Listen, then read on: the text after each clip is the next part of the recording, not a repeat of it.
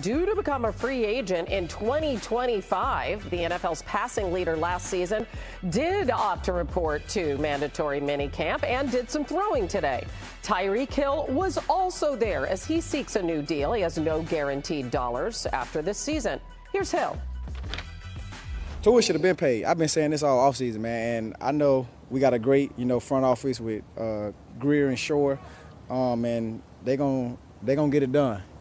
Obviously a lot of people are comparing the Jared Goff situation and stuff like that, but I mean, I feel like Tua is supposed to be up there with some of them guys and past some of them guys, man. Well, I'll tell you one thing: the market is the market. If we didn't have a market, then none of that would matter. It'd just be an organizational thing, Didn't matter if that guy got paid that because it's up to the organization. So that's what I would say. The market is the market. That's it.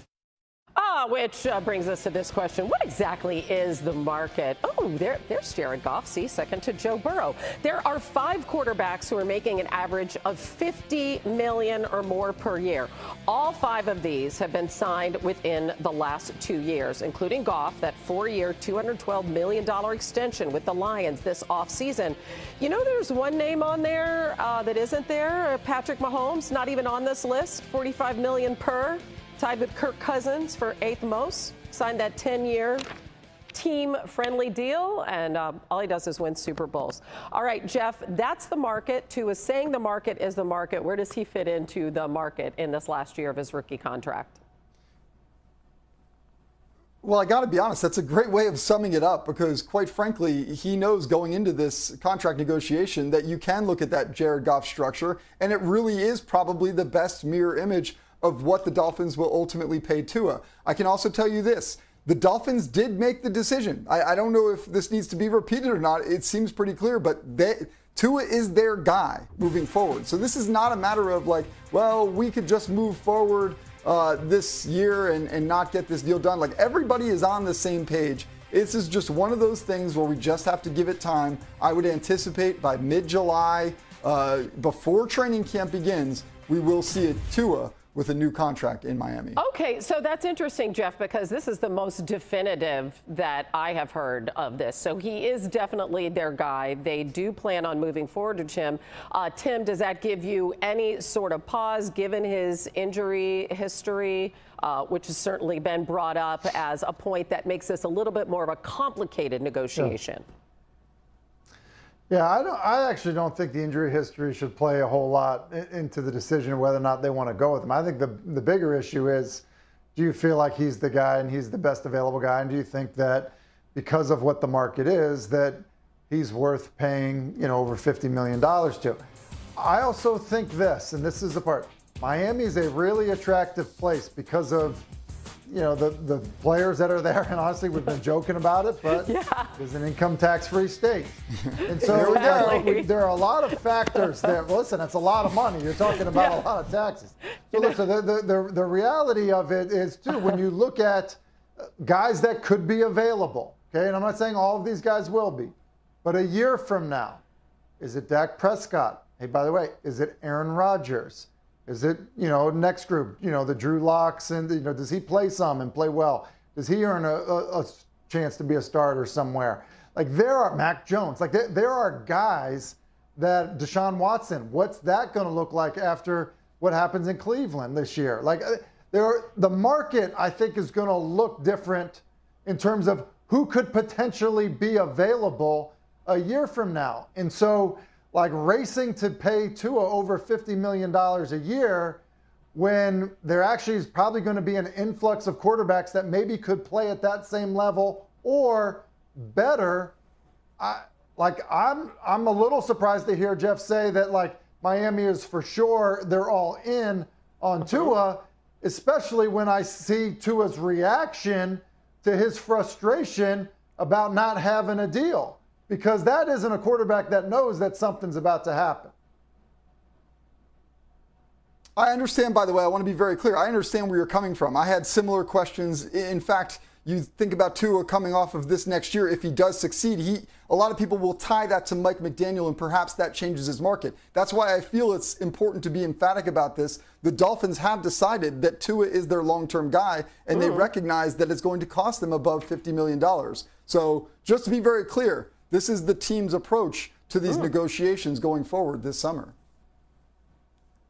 Well, Jeff, you give a whole lot of clarity, because I had so many avenues where I would think about, again, like I said, that word structure, with them having maybe some flexibility if that market, would, to Tim's point, was the influx with a guy that you thought was better. Here's the other thing too, man. Like, and I know, I want every player to get played. These discussions are hard.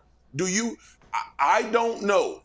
When I cover this game and I analyze this game, if I see Tua as a $50+ million quarterback. I know what the market is. I understand what the market is. But you know what? One of those guys that he just pointed out in that market was the first overall pick and got traded for Matthew Stafford and just got paid by his new team. So let's not act like these quarterbacks that we see come up for contracts because they play well. Oh, and by the way, that guy Jared Goff that signed with Detroit actually went to a Super Bowl with the Los Angeles Rams before they decided to trade him and get better. So it comes to structure. I think Tua should be paid. I think Tua is one of the better top-tier quarterbacks in this league, so I don't want people to get that misconstrued. I've always been intrigued with what type of flexibility is Miami going to try to keep within the structure of this contract based on who may be available next offseason. It also seems like playoff success really does not matter in this equation when you look at, say, the Kyler Murray contract is a great example of that. Dak Prescott. And Dak Prescott, one playoff win. Yep. There's also been some talk, and I'm curious to hear what you guys think about this offseason, about Tua's weight loss regimen. So listen to what he had to say about that today. I felt like I'd be better. I feel better, quicker on my feet, more nimble. All of that. I ain't gonna lie, when I see Tua at the Pro Bowl, I was kind of scared. Dude was fat as but he was fat, he was chubby. I was like, hold on now. Seeing him now and where he's come from and how skinny he has gotten, what's that stuff with everybody taking? Ozempic? He had to be taking that, bro. You know, I told him I miss chubby Tua, man. I miss chubby Tua, man. I ain't gonna lie. I didn't like it when I seen it. I told him I'm not with it. Jeff, listen, I mean, interestingly. Hold on, Hannah, hold on one second. Yes. Hold on one second, Hannah. What? Is this what my man RC got killed about saying last year? Yeah. Are we not revisiting a year ago when we said Tua was thick? And now Tyreek that said he fat as hell and Waddle missed chubby Tua? Y'all better give him that same energy my dog RC got last year. Oh, my gosh. All right, go ahead, Jeff. My bad. I just had to get that off my chest, man. I mean, okay, good. I had to get that off. We've stood up for RC. Listen, obviously, Jeff has his finger on the pulse of all things Dolphins down there. What's the deal with this weight loss? How does it figure into the equation for a quarterback that's had durability issues? I'm going to make these comments in a vacuum. This has nothing to do with what Ryan Clark said last year. I will tell you, though, that Tua never felt comfortable with the weight that he put on.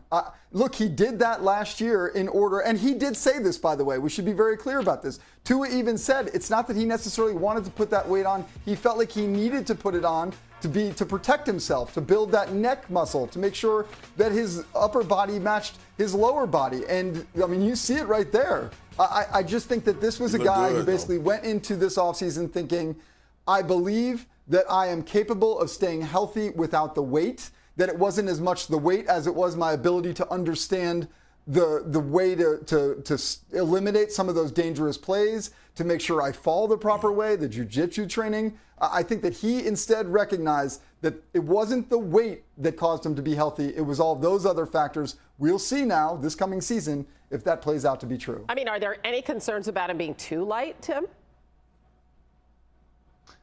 Well, listen, I would say this. I think Jeff makes some good points in terms of the durability. You know, being heavier doesn't necessarily make you fall differently, you know, or sustain a fall differently. It can help you absorb a hit differently. Like that, that is fact. Like that definitely does matter. But listen, I think you look at like Tom Brady played for a really long time. It seemed like he was, losing weight throughout his career. But he was obviously doing things to, stay healthy. He was doing things in training. We heard so much about pliability and all the different stuff. It obviously helped him, hit the ground. Like the reality for Tua was that was an issue. Like it was an issue for his hip. It ended up being an issue, obviously, on the concussion front. And so, look, I think players are oftentimes, as they learn more about themselves, investing a lot of money into trying to figure out how to play their absolute best. Sometimes it's heavier, sometimes it's lighter, but ultimately, you got to just make sure you're following the right path. Yeah, I don't have analysis, Hannah. I just need Tua to send me his unthick you guy information. I'm going to use his unthick guy, too. I'm going to slim down for the football season so I can analyze better. Okay. We'll get to that. If that was the case, I'd miss Chubby Marcus. Yeah. This discussion that Where's Chubby Marcus? I'm going to go to commercial. We got to get out of this segment. Ain't going nowhere. I like it. After one of the best rookie seasons we have seen in